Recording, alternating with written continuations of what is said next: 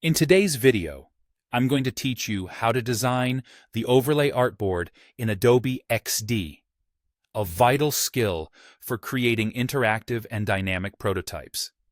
First, we'll begin by setting up your main artboard, often referred to as the source screen. This is where the primary content or layout of your project will reside, and it serves as the starting point for our interaction. Now, let's move on to creating a second artboard that will act as your overlay. This could be anything from a modal window to a drop-down menu or a side panel. The goal here is to design it exactly as you want it to appear when activated. If you're going for a modal look, consider making the background of this overlay artboard semi-transparent or blurred. This adds a nice, subtle emphasis on the overlay itself while dimming the content of the source artboard to focus your user's attention.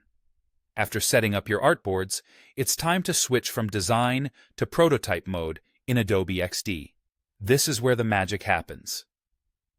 In prototype mode, you're able to draw connections between artboards and set the interactions that allow users to navigate your design seamlessly.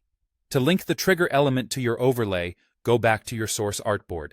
Find the element you want to act as the trigger, such as a button or icon. Simply drag the small wire or handle from that element over to your overlay artboard. As you do this, keep an eye on the property inspector that appears on the right side of your screen. In the property inspector, you'll be able to set various parameters for this interaction. First, choose the trigger type, which might be a tap or a click, depending on how the overlay will be activated.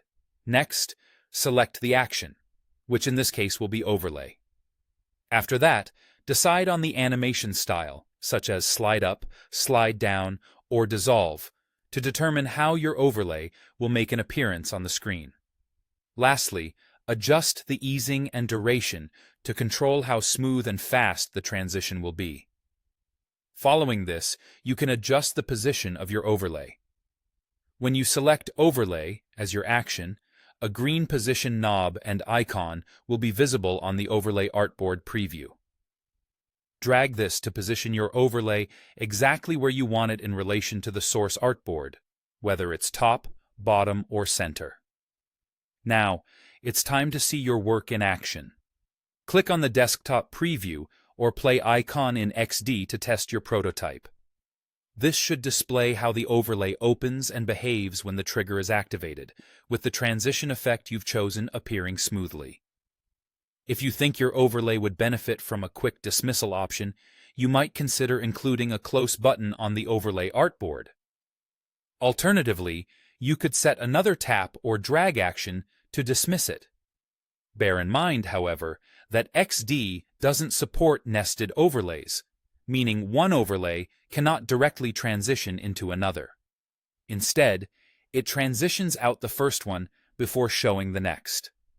These simple yet effective steps will give you the freedom to create clean, interactive overlays within your prototypes.